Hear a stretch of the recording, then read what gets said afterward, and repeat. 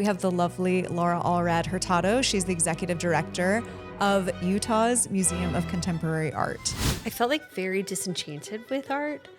And mainly I felt like, well, are we just studying the objects of rich white people? Blah, you know? No, we will not censor. And art in Utah will never be real and great until it can be what it wants to be. She's a lesbian. She has the words pervert carved into her chest. And to reclaim it as in a queer body in a way that says, like, I get to define this. What did that do for you?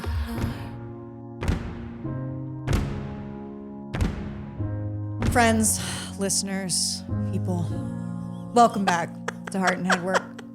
Yes, I'm starting out awkwardly because I start every single podcast awkwardly because this is Rocky Donati and I'm just going to tell you that I'm feeling weird. So I want to say weird things. I was just going to say you're my favorite weirdo. Thanks, Tessa Arneson, my business partner, the second voice on here. Thanks for coming back. So stoked. If you're joining us and you don't know and you haven't heard anything about us, we are the co-founders of MAVEN, which is in downtown Salt Lake City, and we are home to the world's largest community of women-owned small businesses. So we're pretty fucking epic. Not Tess and I individually, although we are really cool. Actually, together we're better. But we have so many incredible people, and our podcast is here so that we can bring more people, not just those from our block. And so today we have the lovely Laura Hurtado. She's the executive director of UMOCA, which is Utah's Museum of Contemporary Art, which I previously just called UMACA. And if anyone believes that that is the way you are supposed to say it, please hit us up. Anyway, Laura, to you. Hi, welcome. Hi. Thanks for joining, bud. Yeah, thanks for having me. I'm so lucky to know you. And Thanks. I was telling someone recently about how I met you and how much of a badass group you pulled together right before COVID. I forget what we called that event, but we brought you had brought the Guerrilla Girls in to as an exhibit. Yeah. And so we hosted a party with all women, and it was like 100 women a week before the world shut down. Yes. So it was kind of like everybody's last party. Yeah. And we were all Unbeknownst to them. Raw, go girl. And those of you that don't know Guerrilla Girls, look them up. They're epic artists. Big effing deal. Yeah. Big fucking deal. And they wear gorilla. You should actually talk about it. Yeah. I mean, we really actually need to talk about your history, but can you just like give me like a small slice of Guerrilla Girls? Because it's so interesting. Totally. So Guerrilla Girls are a group of artists that formed in response to the saturation of patriarchy in the art world. And they call themselves like the Masks Avengers of the art world, or they kind of take on like superhero personas or gorilla. The gorilla is spelled into like is a pun, right? So it's guerrilla, like guerrilla warfare, but then they wear like gorilla masks. So they're using humor, they're using advertisement aesthetics to ask very pointed and targeted questions. One of their most famous works is a billboard that they put up that said, "Do women have to be naked to be in the Met?" And then they have this stats of like how many nudes were in the Met versus how many female artists.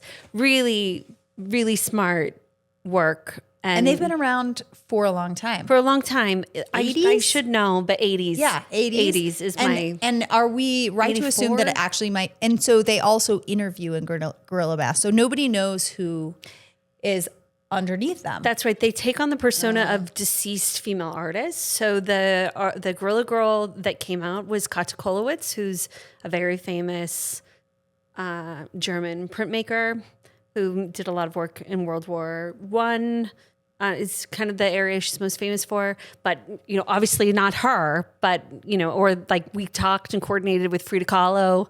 But there are all these personas to also give light and attention to female artists. But you know what? And do you think they're trading around? Like women come off and then come, and it's like the secret club that no one has ever They don't. They really have not. They've never come ever unmasked. come out. Yeah, I do know they do take on new gorillas, but they have different names. Like they would have new names. They wouldn't take on like another tell us. Frida. Tell whoever us, Laura. performed Frida doesn't. Which deceased artist would you be if you were part of the Ooh, gorilla that's group? a really good one. Hilma af Klint. She's this. Why does that sound familiar, but I can't place it? Tell me. She became very big. She's deceased. She became very big. She had a Guggenheim solo show. And she did all this cool abstract work that was very tied to like spiritualism or kind of resonance or like seance-y kind of stuff. And no one really had heard of her before the show. Cool. That was like, I don't know. Did you get to 10 see years it? ago? No.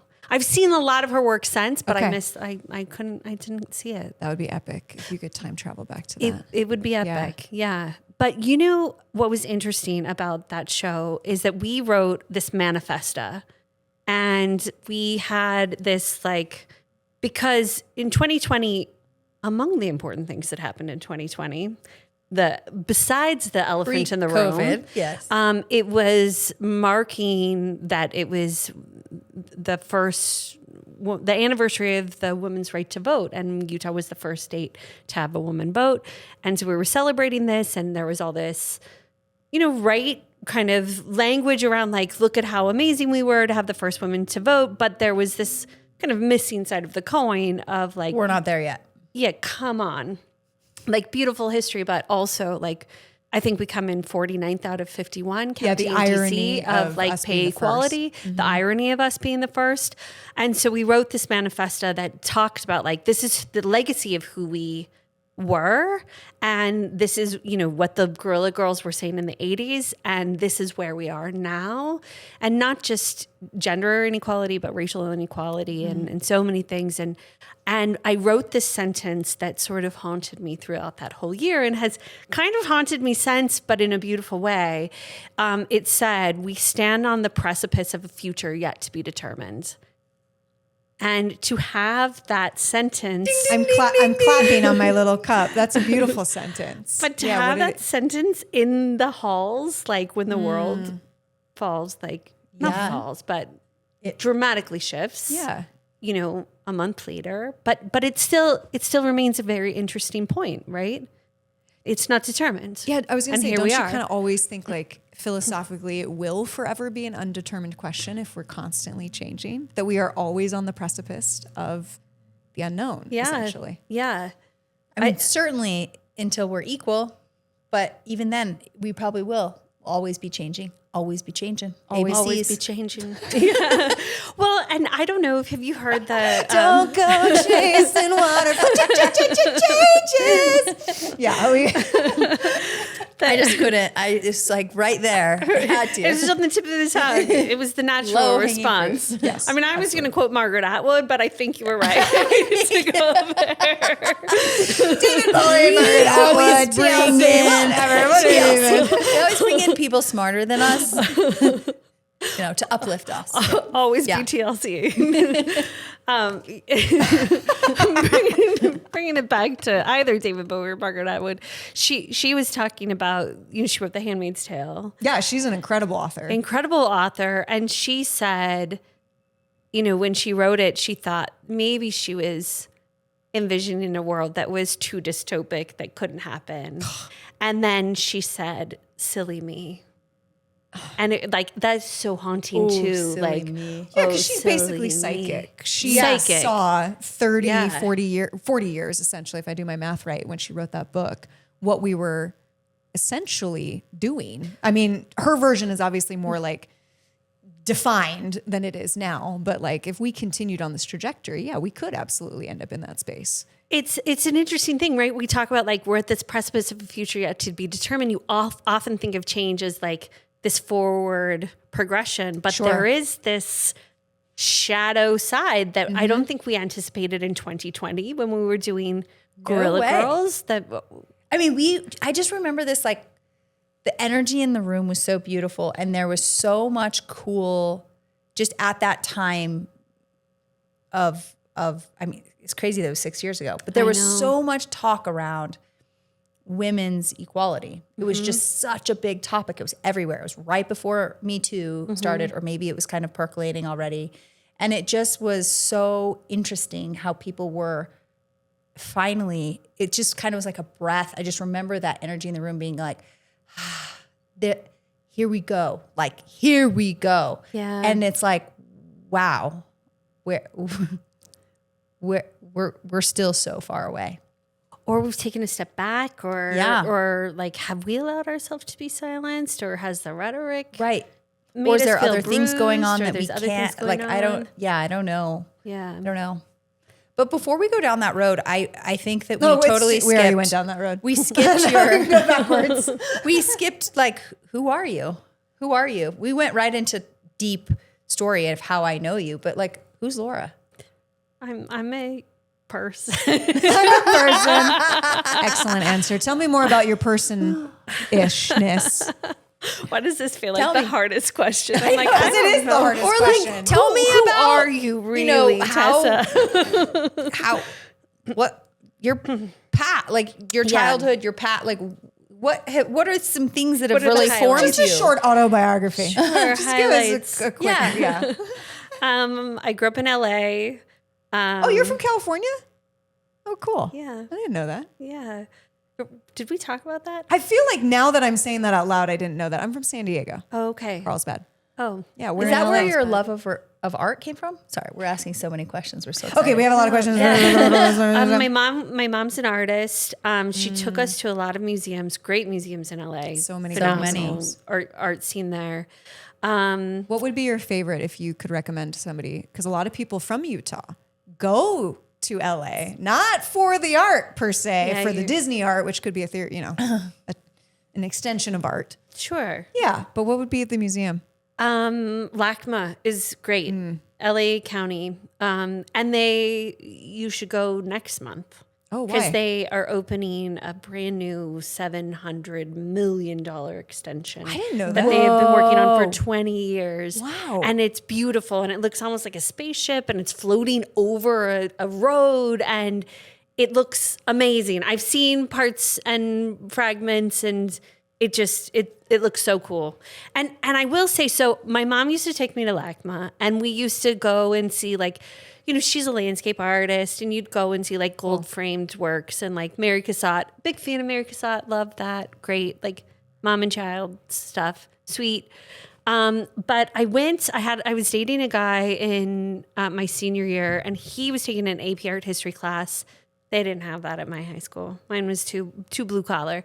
And we went to see a show at LACMA that was a William S. Burroughs show. Do you know him? No. He was like big in the drug culture in the 60s and 70s. He wrote a book called Naked Lunch, and he had these like, I'd never seen work like this. He had these like plywood, pieces of plywood that he just shot up with paint.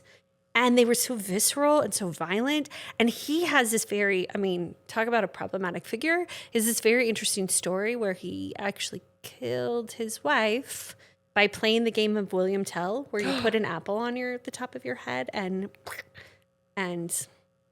but to continue after you do that, like I cannot. He didn't go to jail? He didn't go to jail. And then after that, you're making work about shooting things, like and It's not got a lot just to like process. you have a lot to you definitely have a lot to process, but it's not like, oh, let me process this by like depicting a gun and putting it in a gold frame. It's like it had, when plywood breaks, it has that splintering and lot of shattering. visceral kind of violence to it. It just was so interesting to me, and I never really seen work like that. And I think that was where my love of contemporary art really came about. Was that also like the moment that you were like, this is what I want to study. This is what I want to look at in school. Yeah, exactly. Because I think what contemporary art does for me continually is that you bring a sense of curiosity to it. Like you're just there seeing new things and asking new questions. And I liked, I started as an English major in undergrad, and I am a pretty avid reader. So I liked the kind of blend between the two. I still like the blend of the two. Yeah, what a shift to go from the classics, which is what we get. I don't want to say get stuck studying, but that's what we're introduced to first. It's the Rolodex, Yes. right? Like it's the thing. Yeah, that let's you go through the learn. Renaissance. Right? Now let's go through these. Yeah, you're gonna I think say that's Mona why I Lisa didn't and end all up those things. as like an arty person, because I thought that was so boring. It feels boring. It's stagnant. You needed to be poked with plywood. yeah. That could have done Yeah, it. because now I'm stoked. I feel like that's what I seek out when I travel. Like go to museums. Yeah. And there's a sense of like, ooh, I hadn't seen that in the world before. I hadn't seen that exist in the world before. So it's that sense of like, how do you keep bringing curiosity to the table? And what are they asking? And how do you leave those questions unanswered? That's, I think, the more meaningful thing. Like, let's not put a bow on it. Let's not make this clean. Let's not even put a frame on it, right? Like, let's keep these questions messy, because I actually think his work is quite messy and problematic. But it sparks conversation. There's so much meat there. Yeah, that we could explore ourselves deeper. I mean, we can explore ourselves really beautifully when we see a mother and a child and they're embraced and it's, a loving image.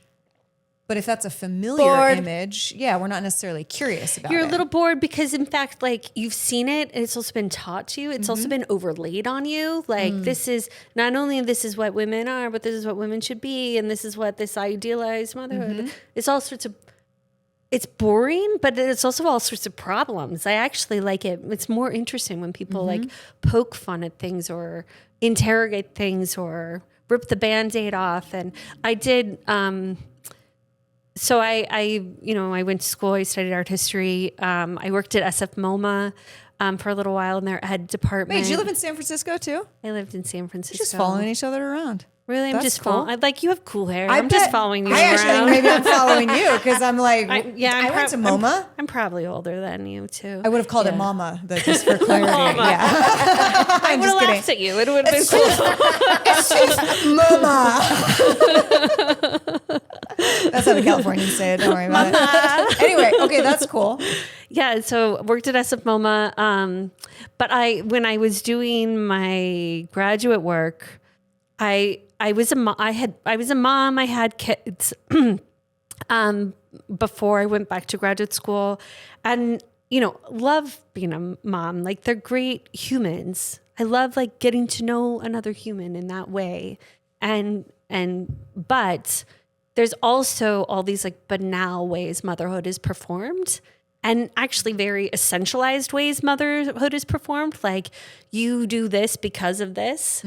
And like, why do you assume that I am, the one that fills out the form because I have a vagina? Like so many questions there. Is that not like just, given, you got to sign with your vagina. That's what it is. We are capable because am I filling out am I the only one that signs the homework folder? Or like, because give this to your mom. Yeah, so many. Or just, how about give it to your parents? Yeah, so many things, many things. But, I was home with them. Were you back in San Fran or were you back here? I was here. Okay. Yeah, so you I was here. Came here after. Came Okay. here. Yeah, came here. Had 2 of the 3 kids. Pretty young too. And, I think I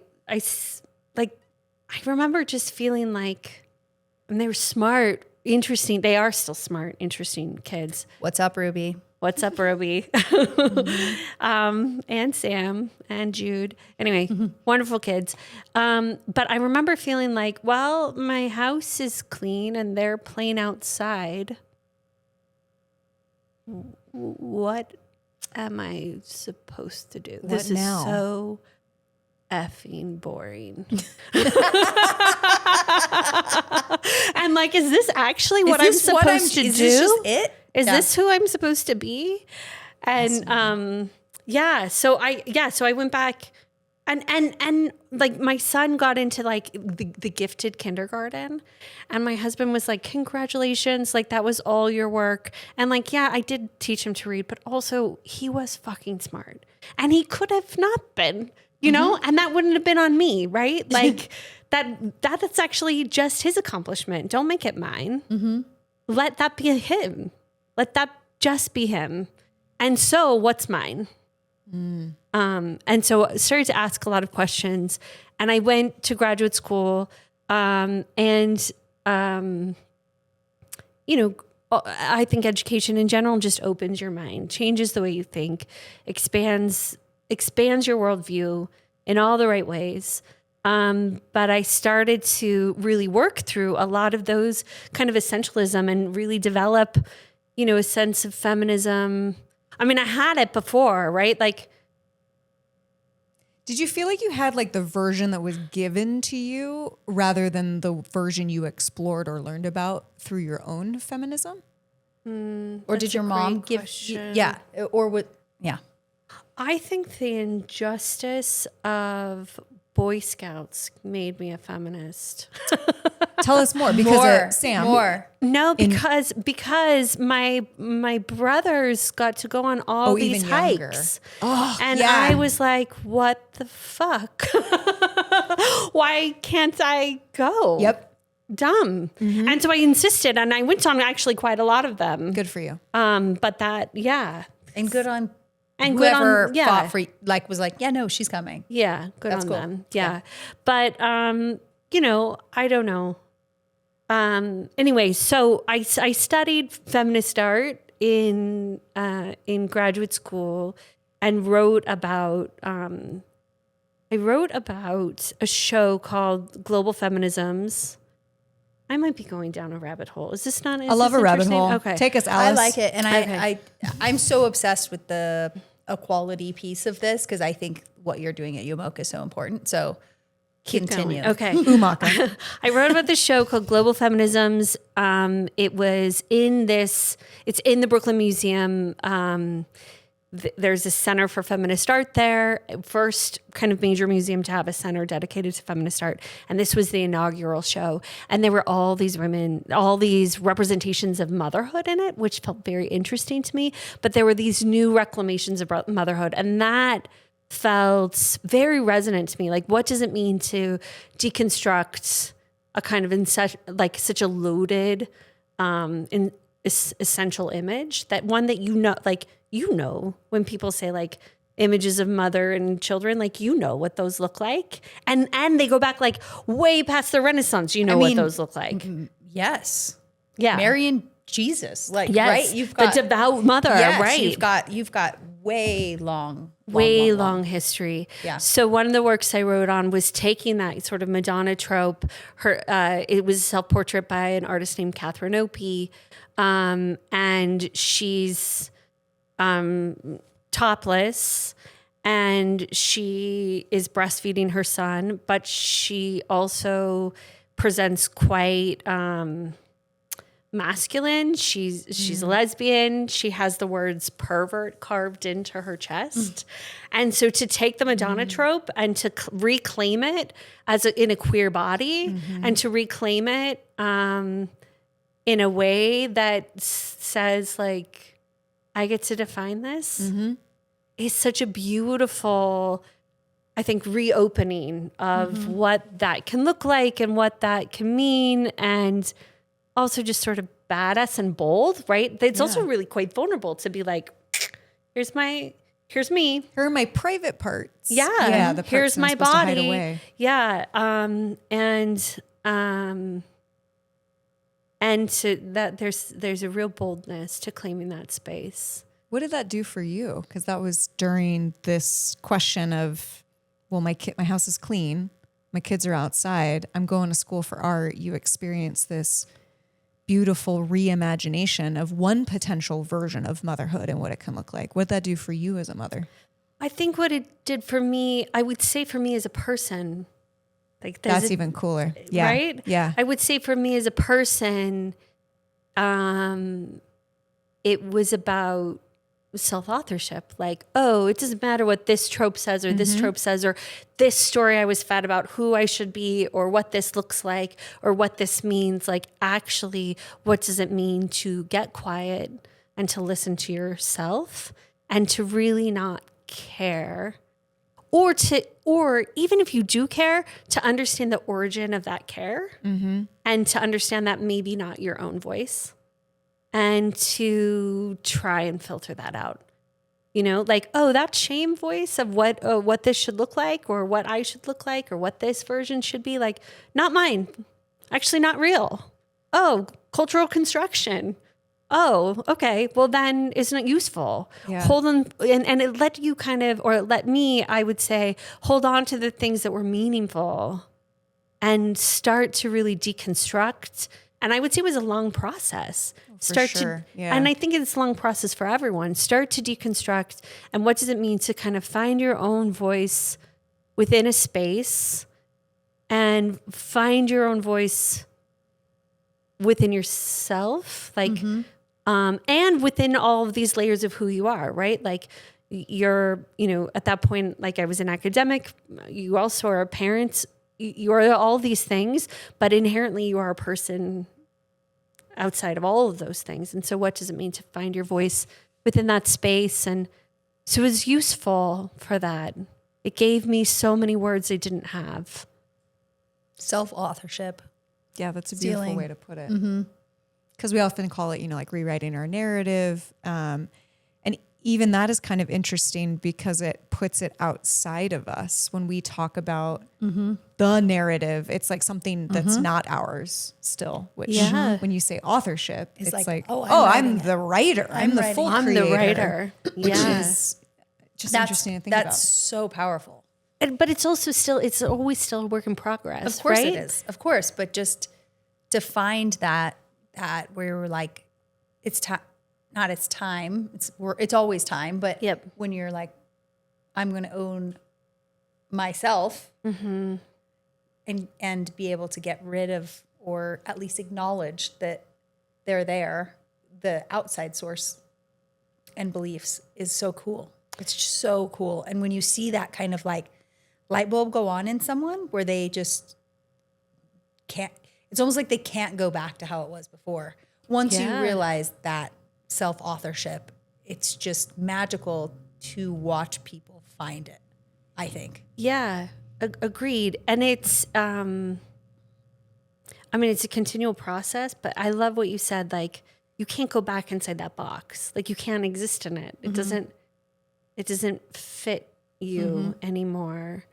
So yeah, that's a meaningful thing, but it's a continual thing. If you're doing it well, then you are still asking questions, or you're still allowing, you're still writing your own story. Yeah. You're still on the precipice of a future yet to be determined. Literally just going to requote you and be like, and full circle. Here we are back to is there actually an answer? No, because it's going to keep like, if you keep moving as a human, there is no answer to what the next is, because your future is undefined forever if you want it to be. Yeah. It's only in the moment that you can like capture it, but the future is technically always a choice. Yeah. Undetermined. Yeah. And it's exciting and sometimes terrifying, right? Right now. Both, yeah. Right now. Around. Yeah. I think one thing that attracted me to you was this really how long have you been at UMOCA now? 7 years. Yeah, I was thinking because it was really early on. Yeah. Since you took over that position in that museum, you've really made a stance on representation and the different types of representation, particularly with women, among others. Can you talk about that a little bit? And like, I remember being with you at the round dinner table in Missy Grace's house, and you were like, we need to change this, and here's how we're going to change it. And I love the lens you're taking it through art.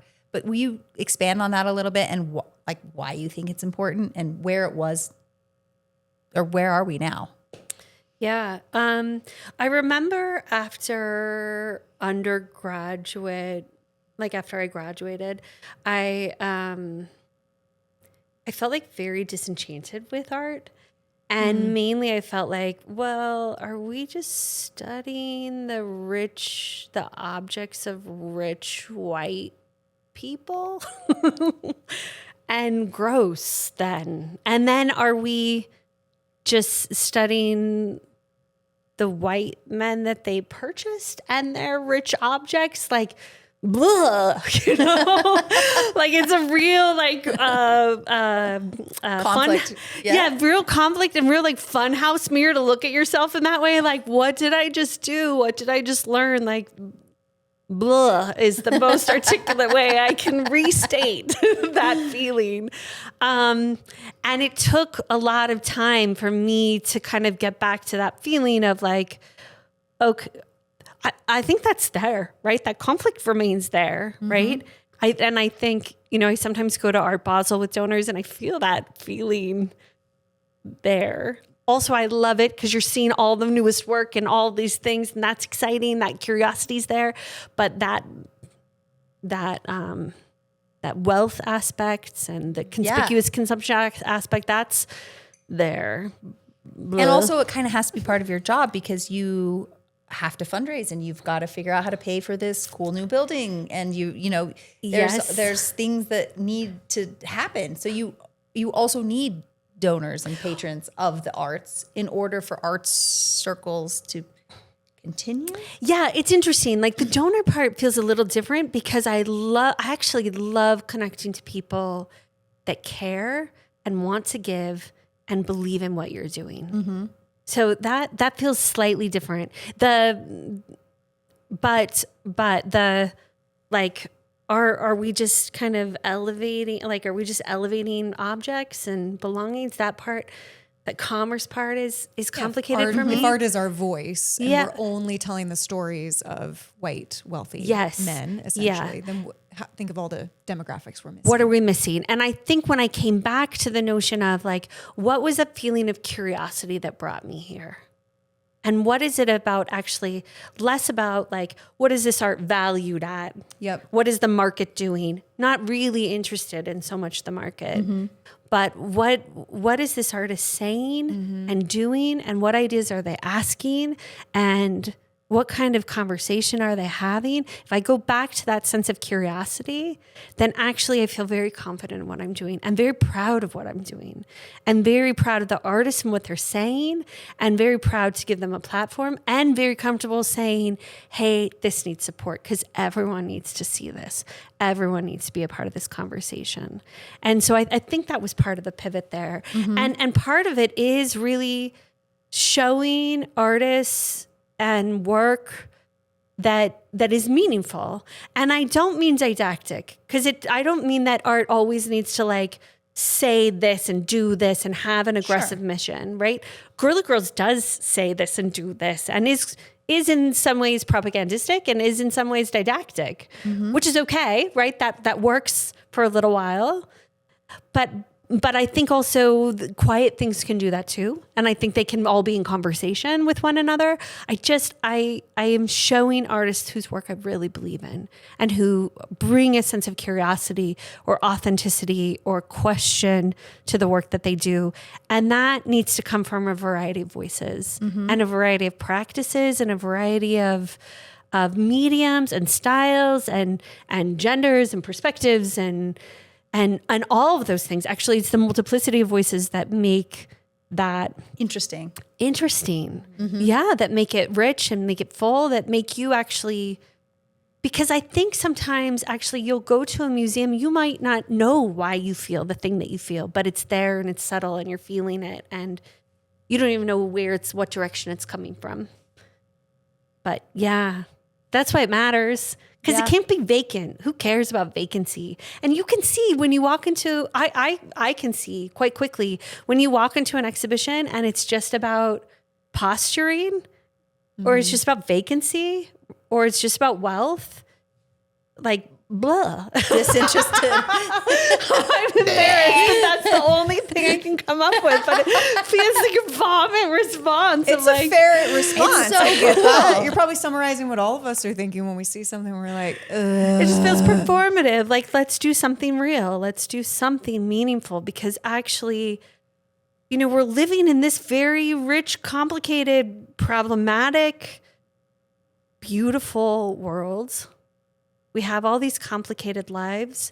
Let's ask complicated, curious questions. Let's get real. Let's show work that's doing that. And from a myriad of artists, like, why bother if you're not being sincere? fucking Thank mic you for drop. listening. We're ready to end the podcast now. That is all. We're going to top that because Oh, it's so true though. the amount of words you use, not the amount of words, the word choices you use is sexy as fuck. I must say, like, I'm just like, there were definitely at least 8 words I didn't know what you meant that I'm like, that's cool. That's so cool. Context clues, I figured them out, but Was they're it the just- blood? that's the blood one. I love it. I love how you think. I love how your brain thinks. I love how you think about what you're going to bring in for people and what they might feel, but not banking they're going to feel that, but just banking on let's hope it creates some questions. Yeah. Or curiosity. Yeah. Because it could be so easy in your position, I'm sure, to only bring in what you are interested in bringing in, right? That's in positions of power, we have that capacity to just be like, well, I want to see blank and I want to see blank. And talking to you now, it's so clear, having gone to the museum, like, yeah, of course, these things are interesting to you. So that's certainly what I'm not discrediting, but like, you're not necessarily just doing it for you. You're making sure that Utah gets Some different what voices. Utah needs to see, which is really, really beautiful and cool. Yeah, it's important. We actually, so when I first started to work at UMOCA, You almost wanted to say Umaka, didn't you? I'm sorry. When I first started to work at UMOCA, Okay, the joke's dead now. I'll stop. I can't help it. Pocketed for next time. UMOCAson.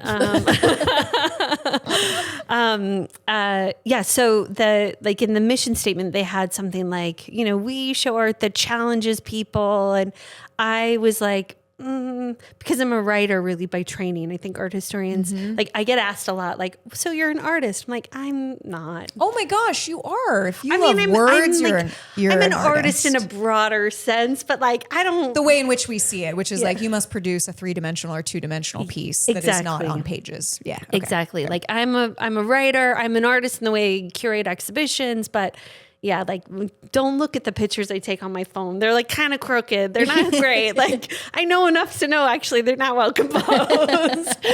But where was I going with this?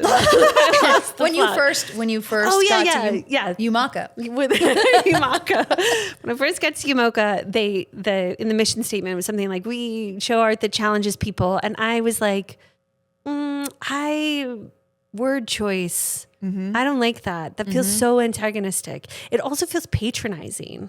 Like we're here to just teach you, and you can like hear the vocal fry in it, And I really hated it, and more. But I did get the intention, and more what I felt like.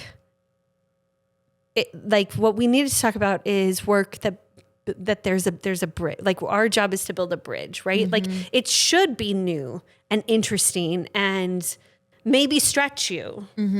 But challenge feels confrontational. That feels even like antagonistic. Yeah. Or like you're not an art person, so You don't don't belong know. here. Yes. You don't know. Which I think is what keeps so many people away It from keeps art. so many people away. I didn't identify as an art person, honestly, until Guerrilla Girls. Yeah, because It can brought feel, me in. I was like, fuck yeah. Yeah, I hear it. I get hear it. Yeah. And wow, if that could make me feel that, that's when I started adding in museums to every single trip. right. Like, what's the coolest museum? Because it here? brought you in. Because It you're brought like, me oh, in. I know my voice in there. Yeah. Oh, wow. Look at It what was they're like saying and they're approachable, asking. and I was pissed off, and I was fired up. Yeah, because discomfort doesn't have to be conflict in a direct, challenging way, like you're saying. You can be uncomfortable in a feminine way, where it's like soft and like introducing you to something that makes you go, you can still have the same reaction, but then also someone be like, you don't have to run away from it. Let's do show something with you. it. Yeah, let's do something learn with that something. feeling. Yeah. Like I actually had a friend that saw the Guerrilla Girls show and she said that was the most beautiful, terrible show I've ever seen. And I feel so angry and so happy at the same time. Like, yeah. Yes. What are we going to do? Yes. What's next? Yeah. Yeah. We're gonna wield our swords. I know this flaming sword thing keeps coming up. So because we we got are to in a- interview You're in an age Blake of fire. Spalding, a handful of weeks ago from Hell's Backbone. Oh, cool. She's so cool. And at one point she was like, I give out free swords. Do you want one? Because I'm here to, she said, bring in the matriarchy. Right? That was her quote. Yeah. that kinda And, gives me and chills. so flaming sword of justice. And I just keep seeing her with her hair like wildly, like in the wind. Actually, let's paint that and We put it should in a paint museum. that. And her with a sword. Yeah. And like a whole bunch of them because she's like giving them out to other people who want to join the fight. Yeah. Essentially. And it's not So we're down. now giving them out for her. So now I we're like getting them out we for her feel as like well. that's what we get to Good. do. Yeah. So you get one. Please. I get one. We all get one. Because you're already get one. doing it. You get a sword. You get a sword. You get a sword. Sword. Thank you, Oprah. Oh my God, I get that now. What? I didn't understand that 2 days ago and the team had to explain it to me. Oh, I you don't- get what? one and you get one. I think you had already left. And I was like, what are you guys saying? Why are you all saying the same thing? And they're like, Oprah. Oh, because she used to give Her out favorite things. Her favorite. Yes, Yes. her I didn't know favorite that. Look things. under your chair. You want to know someone who doesn't know pop culture. You it's get the sword of this witch matriarchy. living in the Yes. forest. Yeah. I really want her to do that. It's time. It is time. That would be cool. It's time. Well, we can just Let's all pitch it do to it her. now. Yeah. We We'll can just give give her out one. flames. We'll mail her one. Let's give her one. We'd like you to gift this to a whole bunch of people. Oprah would actually be like, that's cool. I'll That's do cool. that. That's Yeah, cool. you guys are Done. sweet. Sounds fun. Can I take this on my bag, on my carry-on? What are you working on now? What's lighting you up in the art space or the human space or whatever that you want to share with us? Yeah, I'm working on an exhibition, co-curating it with a curator called Time, Truth, and Other Immeasurables. And That's cool. I'm very excited about it. It is. I was working on a show about relative truth has become lately, and the title was called "For Real," which I loved. The kind of like double, like, is this actually happening? Yeah, and then IRL. also the question of like, is this real? Is this not? Whatever. Anyway, it ended up being like all things I was thinking about and all things I was writing about. And then like, I didn't have a ton of work. I didn't have a ton of artwork. And then the artwork that I was choosing, I was sort of like forcing it into the box. Sure. And it didn't feel It didn't true. feel good. Yeah, it didn't feel authentic. And then How'd you know to walk away from it? Because that's so something I'm it's interested in. so hard to do. I think it wasn't. Stop flowing. It stopped flowing. It stopped flowing. And so I gave it to Jared and said, it's not coming. And so he started to work on an exhibition about time. And then he showed me all the work and I was like, this is a bunch of clocks, man. This is not, Too literal. this is not going to We love you, Jared.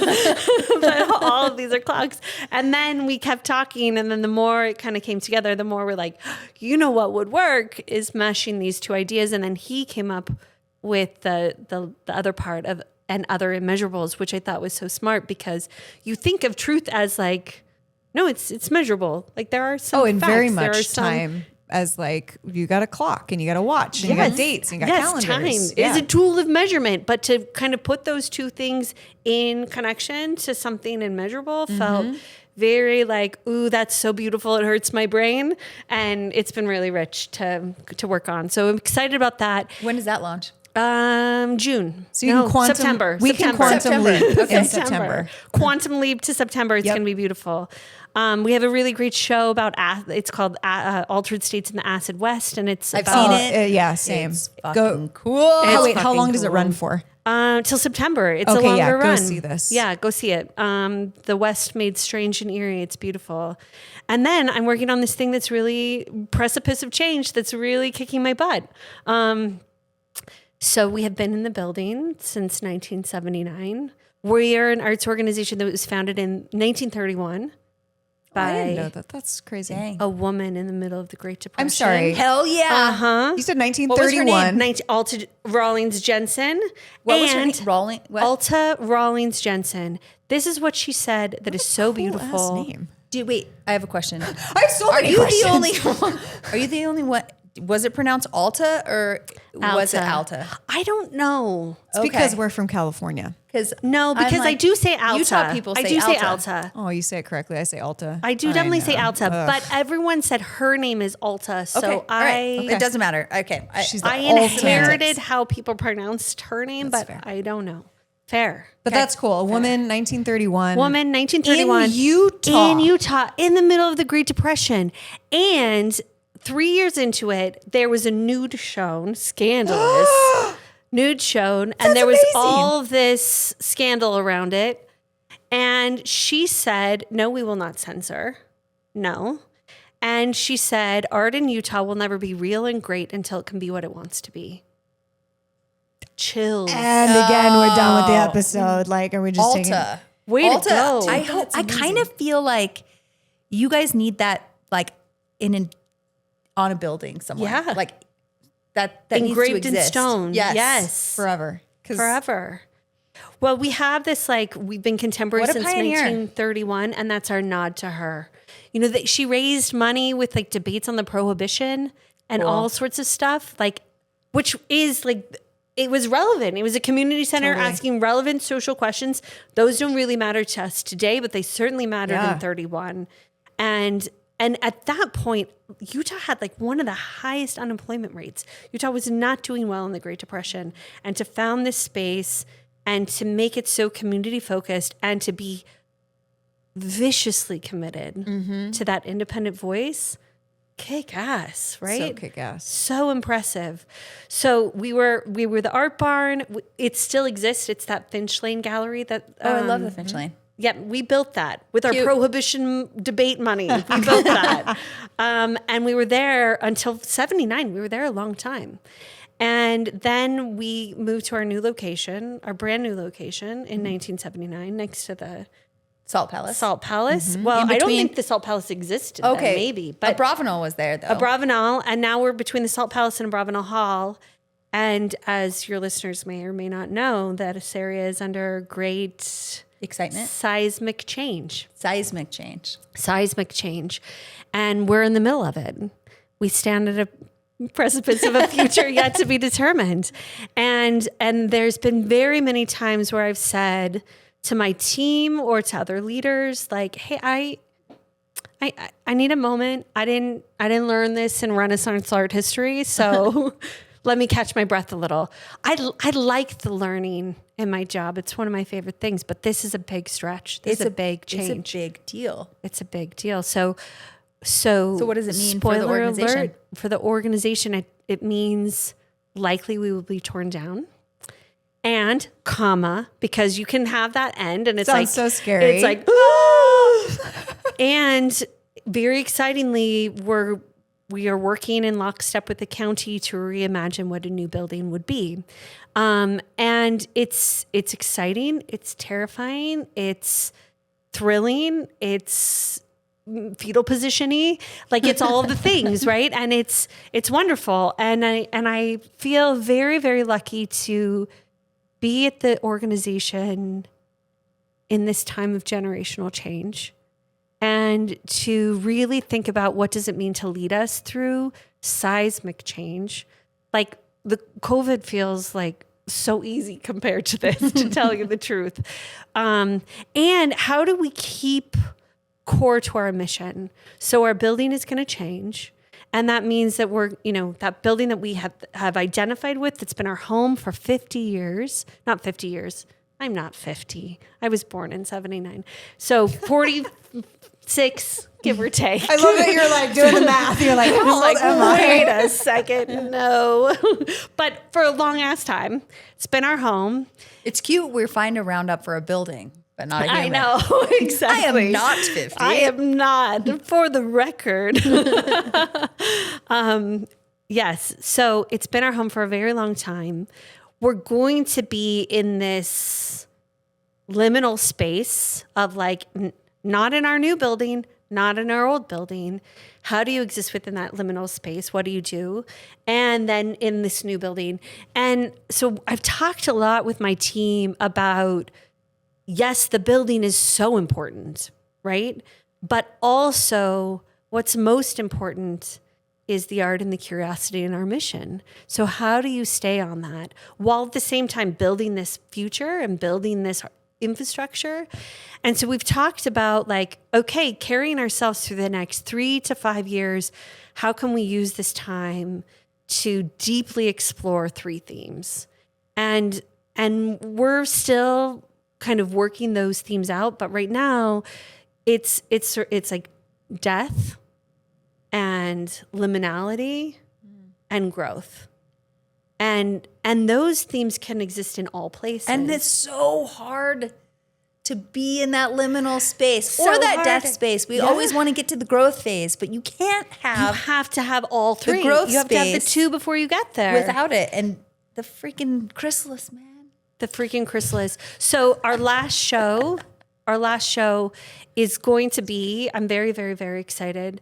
We're going to ask just a huge swath of artists to donate work. And the work will stay on the walls when the building goes down. Cool. Whoa. It's going to be beautiful. It's going to be like such a beautiful burial. And then when you're in this liminal space, like how do you lean into the liminality? The artists are going to be part of the death of this building or this phase of the museum and getting buried, which I think is so fucking cool. Because you are taking the idea and making it tangible. So cool. Tangible and beautiful, Yeah. and they're participating in it. And then how do you lean into that liminality and really think about experimentation and a laboratory and thinking outside the box? And I just think of like outdoor, like how can you engage like the public or how could you Pop-up spaces. Could you have like for the death piece, could there be kid art in there? Like how cool would it be to think broadly? the public be able to put their own art in there, not as famous artists, but just this experimentation of be part of our burial sort of rebirth. thing. Yeah. That's so cool. It's going to be so, so, so cool. Yeah. And I think it's symbolic, right? Like it's an end. It's like, it's such a beautiful ending, and we're not ending it alone, right? We're ending it with all those voices of all those artists. It's going to be so beautiful. And then we'll produce a book. So there is this memory of everything. That's too cool. It's going to be so, so cool. It's so interesting taking something so big. I mean, for an executive director in a sizable organization to go through a capital campaign of this size is fucking scary. It's and scary. hard and all the things. And watching other organizations do it, I know the stress and the pressure that you are carrying based on just how big of a thing this is. So I love this idea of turning it into art because it almost like takes the pressure gauge off, or I don't know, maybe it just makes it more fun for you and keeps you in a little bit of that playful creative space rather than just staring at a spreadsheet to see if, this is all going to work out, right? It keeps you in this like fun and again, like core to your mission. Yeah, I think that was there was a pivotal moment a few months ago where I felt like, how do we stay on mission through all of this? And how do we build a through line through that? And I'm so excited about the building, and terrified. And the capital campaign, excited, terrified, and excited about where we're going to go. But you actually have to map yourself out. And this allows my team, it allows our org, it allows our audience to say like, oh, we're going to walk with you through this death, through this liminal space, and through this. And we're going to walk through it through art rather than it being like, oh, what art? Have you found a temporary space? Are you okay? Rather than sad. Rather than terrified. It's like this amazing celebratory communal invite in. Yes, yes. It's genius. Yeah. I think it's genius. So Thank good on you. I know you're not looking for kudos, but that's cool. Thanks. It's really interesting. Thank you. We are, for the record, looking for temporary space if there are any people out there.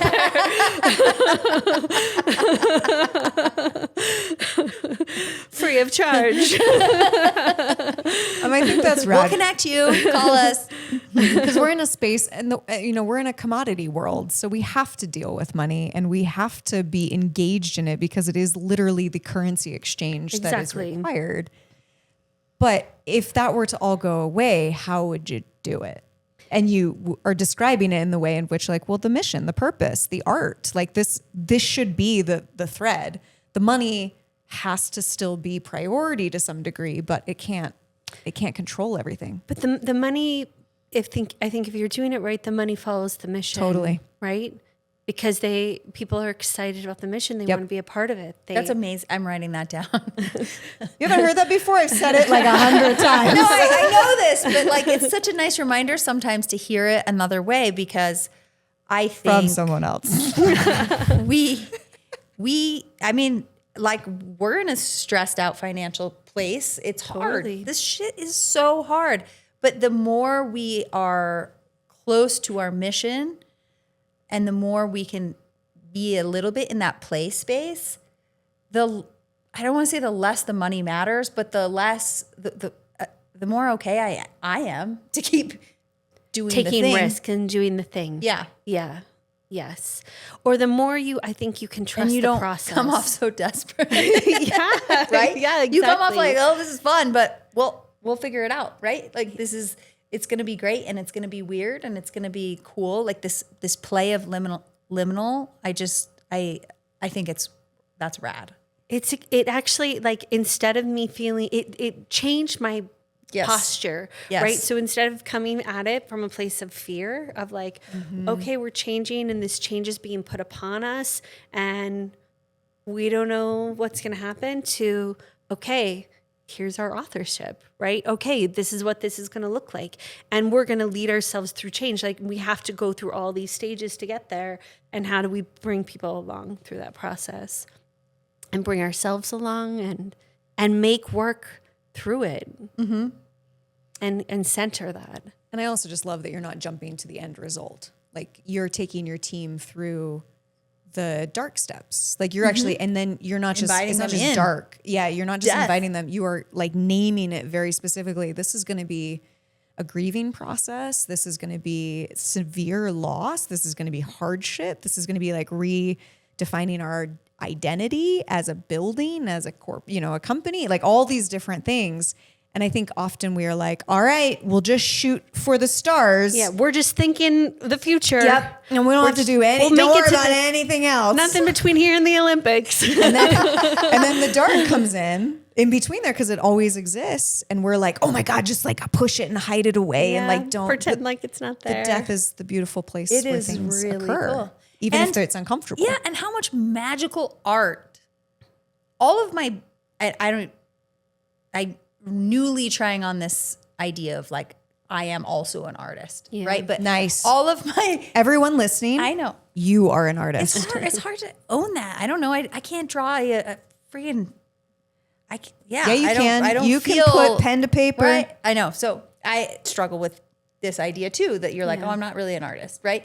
But my best work comes out of those sad and dark times. I mean, Totally. I'm not saying they're even sad, those dark times.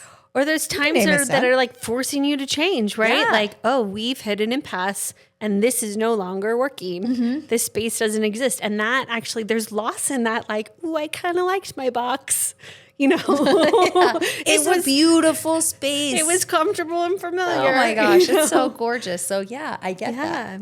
Yeah. But also what an opportunity to reimagine. it's exciting. Yeah. Yeah. And terrifying. And we're in it.